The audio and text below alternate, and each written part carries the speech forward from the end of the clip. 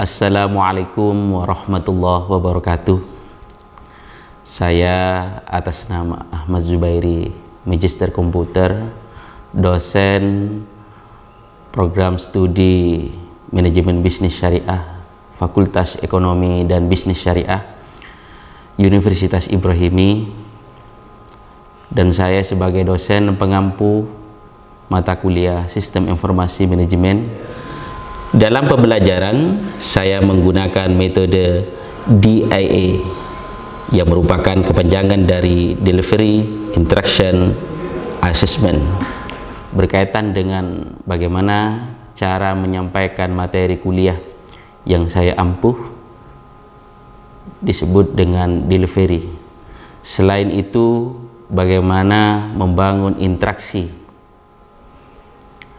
bersama mahasiswa selama proses pembelajaran berlangsung, sehingga dalam setiap kali tatap muka saya mengharap kepada mahasiswa agar bisa lebih aktif untuk menyampaikan pertanyaan atau pendapat yang berkaitan dengan materi yang disampaikan.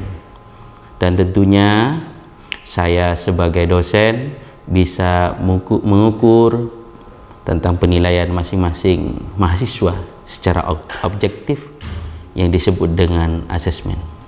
Tujuan dari pembuatan video ini adalah salah satu persyaratan sertifikasi dosen SMAT yang berisi mengenai pernyataan dosen untuk kerja tridharma perguruan tinggi atau disingkat dengan PDD UKTPT dalam bidang pengajaran.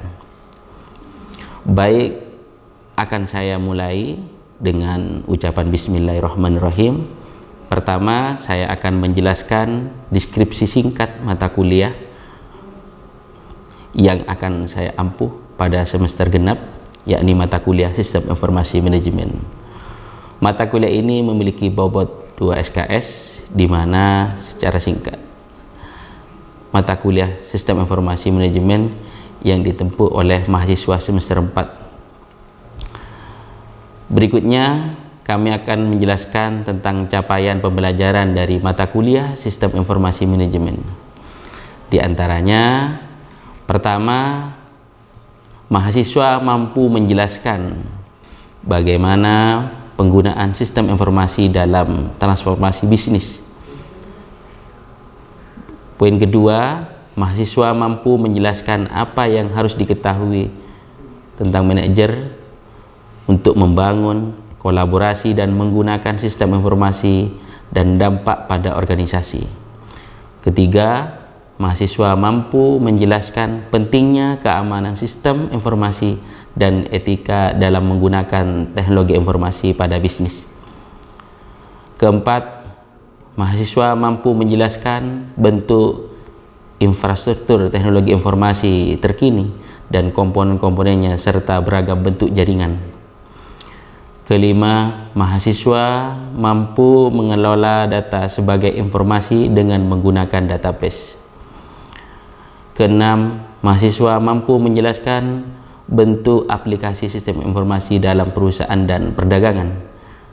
Ketujuh, mahasiswa mampu menjelaskan bagaimana sistem informasi dapat membantu manajer dalam proses pengambilan keputusan.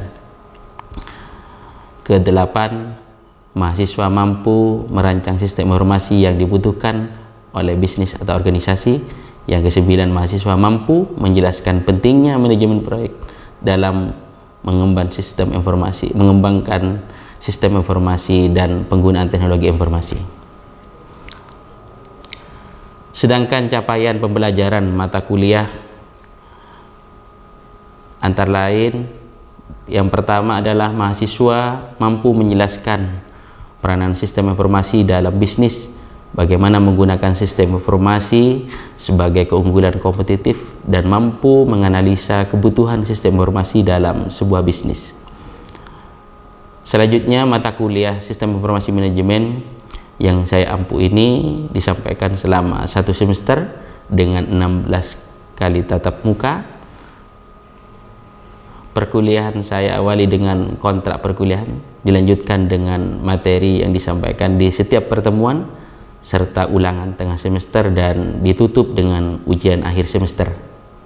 Berikut mata kuliah Sistem Informasi Manajemen yang diberikan kepada mahasiswa, antara lain Sistem Informasi Manajemen, pendahuluan tentang Sistem Informasi Manajemen, e-bisnis dan kolaborasi global, isu keamanan sosial dan etika sistem informasi, infrastruktur teknologi informasi dan jaringan, database manajemen informasi, aplikasi perusahaan, merancang dan menganalisa sistem informasi, dan yang terakhir membangun dan mengembangkan sistem informasi.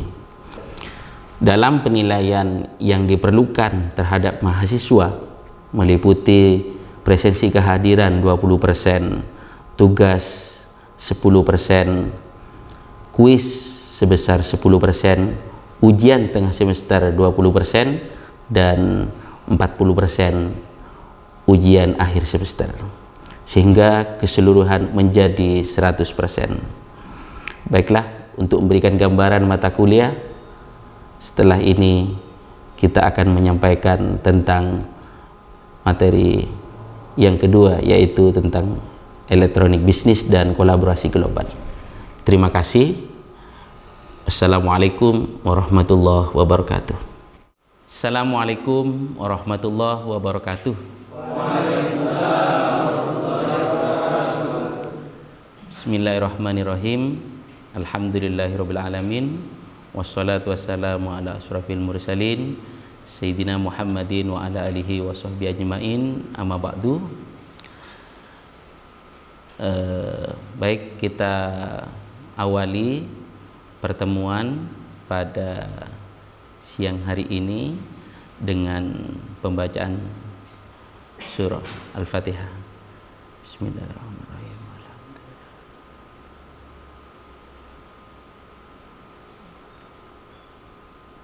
Baik, doa selesai. Selanjutnya, sebelum kita membahas lebih jauh tentang di materi kedua, di pertemuan kedua ini, saya tanya terlebih dahulu, bagaimana hari ini dalam kondisi sehat? Alhamdulillah sehat. Kita tanya terlebih dahulu tentang materi sebelumnya, tentang apa? Tentang pengantar sistem informasi manajemen. Baik, kita ini memasuki materi yang kedua, yaitu tentang bisnis dan kolaborasi global. Kita tahu bahwa di sini ada dua hal yang harus kita ketahui. Yang pertama, ada proses bisnis, kaitannya dengan yang kedua tentang apa kaitannya dengan sistem informasi. Dan setiap perusahaan, setiap proses bisnis, kita ingin mengharapkan di situ ada proses pengaturan, ada proses koordinasi. Tentu fokusnya satu, ingin mendapatkan produk yang baik, yang berkualitas. Nah, maka di situ ada proses bisnis ya. Proses bisnis apa? Proses bisnis itu adalah kumpulan aktivitas yang diperlukan untuk menghasilkan produk atau layanan. Oleh karena itu, maka sebagian besar perusahaan pasti memiliki proses bisnis yang baik untuk bisa dikoordinasikan. Proses bisnis ini ada mencakup seluruh area fungsional yang memerlukan koordinasi atau integrasi dari beberapa departemen, ya, baik mulai dari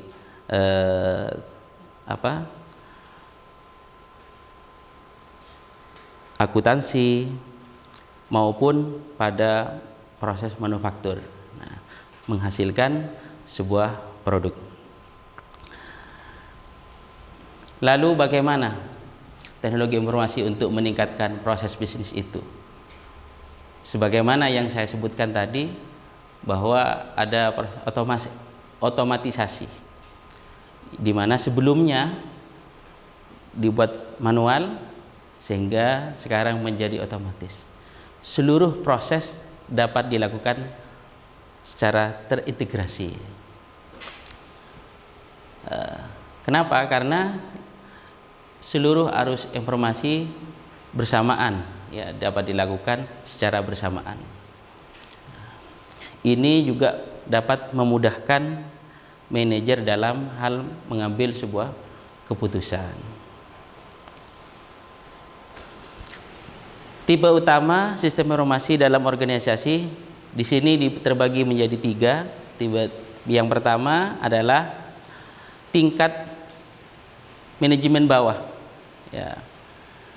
Biasanya untuk transaksi rutin dan rutinitas kantor seperti proses pemasaran, penjualan, penerimaan, dan sebagainya.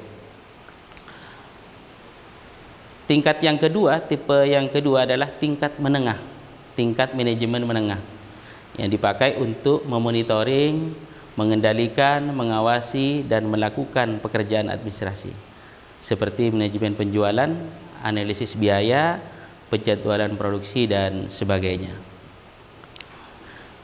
Tingkat yang ketiga adalah tingkat manajemen atas, ya, ditujukan untuk tingkatan teratas perusahaan seperti manajemen senior untuk mendukung keputusan dalam aktivitas perencanaan jangka panjang suatu perusahaan.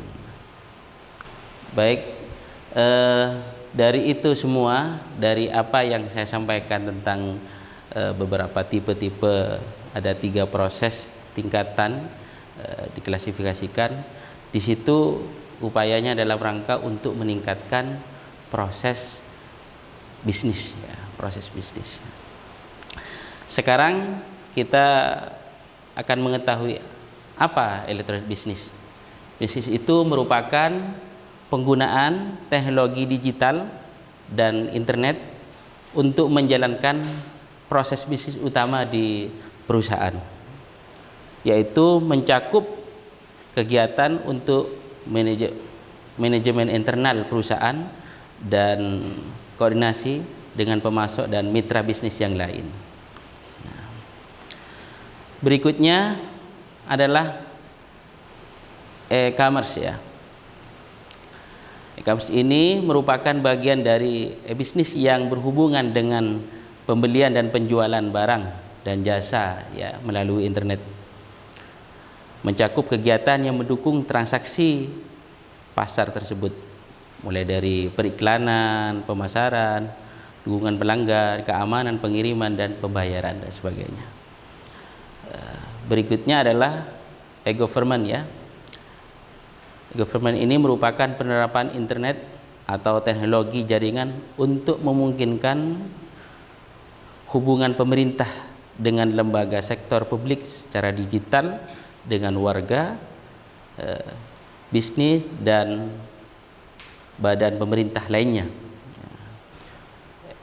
E-government ini membuat operasi pemerintah lebih efisien dan juga memberdayakan warga dengan memberikan akses yang lebih mudah ke informasi dan kemampuan untuk berjaring secara elektronik dengan warga lainnya.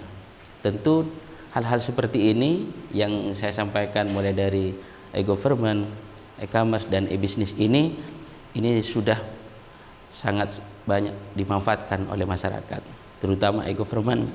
Sudah saat ini pemerintah terus berupaya untuk berkolaborasi. Berikutnya, apa itu kolaborasi? Kolaborasi adalah bekerja dengan orang lain untuk mencapai tujuan bersama dan eksplisit, ya.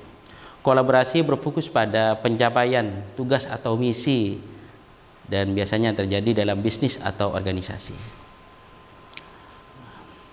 Kita untuk bisa mencapai suatu tujuan dalam proses bisnis yang baik, maka perlu adanya sebuah kolaborasi, yang ada kolaborasi untuk mempermudah untuk memecahkan seluruh persoalan-persoalan yang lebih mudah. Mengapa kolaborasi itu penting? Yang pertama adalah mengubah sifat pekerjaan. Di situ ada kemudahan-kemudahan.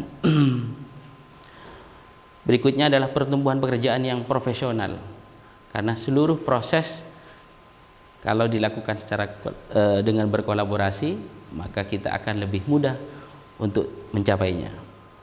Mengubah organisasi perusahaan akan lebih baik, ya, karena di situ ada hubungan yang baik, ya. Yang berikutnya adalah mengubah ruang lingkup perusahaan. Yang poin E adalah penekanan pada inovasi. Yang terakhir adalah mengubah budaya kerja dan bisnis yang semula mandiri, ya, sulit untuk dilakukan, maka dengan berkolaborasi kita akan lebih menjadi mudah untuk menyelesaikan persoalan-persoalan. Dari segi manfaat saja, manfaat bisnis, kolaborasi dan kerja tim, yaitu tentang produktivitas. Orang mampu berkolaboratif dan mengkomunikasikan atas kesalahan, sehingga tindakan korektif akan lebih cepat untuk melakukan. Kualitas dari pekerjaan yang dihasilkan itu lebih baik. Tentu dengan produktivitas ini, sebagaimana yang sering saya sampaikan, yaitu adalah memecahkan masalah lebih cepat dan meminimalisir kesalahan-kesalahan. Berikutnya adalah kualitas, ya. Kualitas bagaimana ketika kita kerjakan secara sendiri masih ada kesulitan-kesulitan, tentu dengan berkolaborasi dan mampu berkolaborasi dengan baik, maka hasilnya akan lebih baik dan waktu yang dihasilkan lebih cepat dan singkat. Berikutnya adalah inovasi. Tentu dengan kolaborasi, dengan berinovasi kita banyak hal yang kita dapatkan, ya. Selanjutnya poin ketiga tentang manfaat bisnis, kolaborasi dan kerja tim, inovasi. Nah, orang yang melakukan berkolaborasi cenderung lebih mudah untuk mendapatkan ide-ide inovatif, karena keberagaman daripada bekerja secara sendiri tentu berbeda dengan kolaborasi dengan banyak orang, ya. Yang keempat adalah pelayanan pelanggan. Pelayanan pelanggan ini ketika orang mampu berkolaborasi secara sosial akan lebih mudah untuk menyelesaikan keluhan yang dialami pelanggan dengan efektif, ya. Yang kelima, kinerja keuangan.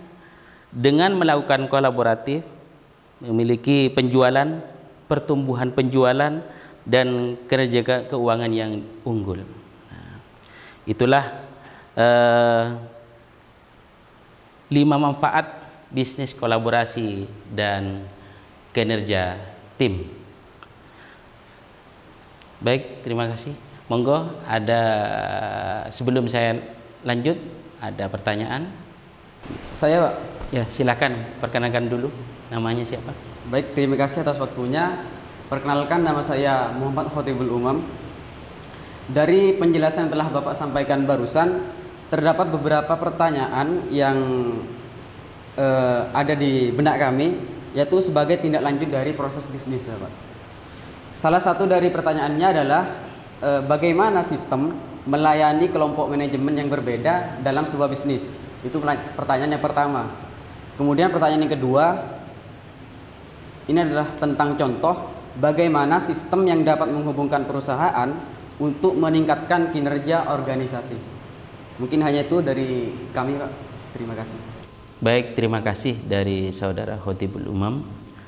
Pertanyaan bagus sekali. Nah, yang pertama, bagaimana sistem untuk melayani manajemen, ya, manajemen yang berbeda dalam bisnis, yaitu tentu saya sebutkan di sebuah perusahaan bisnis memiliki sistem untuk mendukung kelompok atau tingkat manajemen yang berbeda. Sistem ini termasuk sistem pemrosesan transaksi dan sistem intelijen bisnis. Nah, berikutnya, bagaimana cara untuk meningkatkannya, meningkatkan kinerja organisasi? Tentu di situ perlunya sebuah sistem terkomputerisasi, ya. Ada proses untuk bisa melakukan secara cepat dan tepat, mulai dari pencatatan transaksi harian dalam proses menjalankan suatu bisnis, baik mulai dari entry pesanan penjualan, reservasi hotel dan penggajian, pencatatan karyawan dan pengiriman. Itu adalah bagian dari proses untuk mempercepat dan meningkatkan kinerja organisasi dengan sebuah sistem.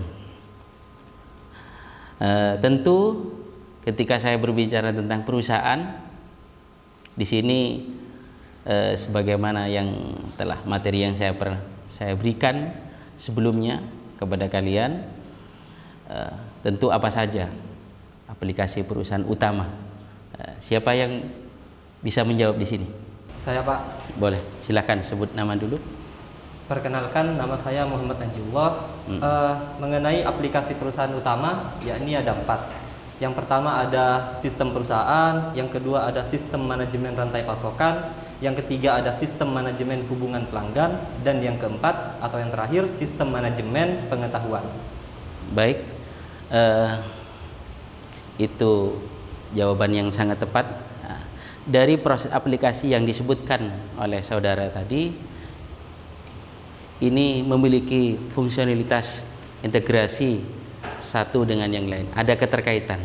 Nah, dari proses itu sehingga perusahaan akan lebih cepat dan tepat, terutama dalam hal mengambil sebuah keputusan.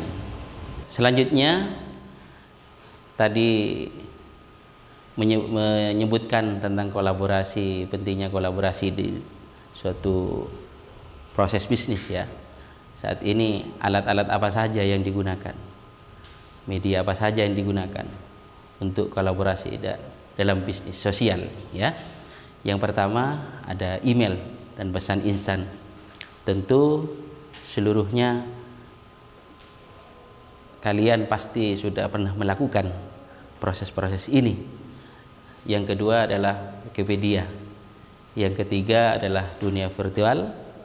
Yang keempat adalah platform bisnis bersama.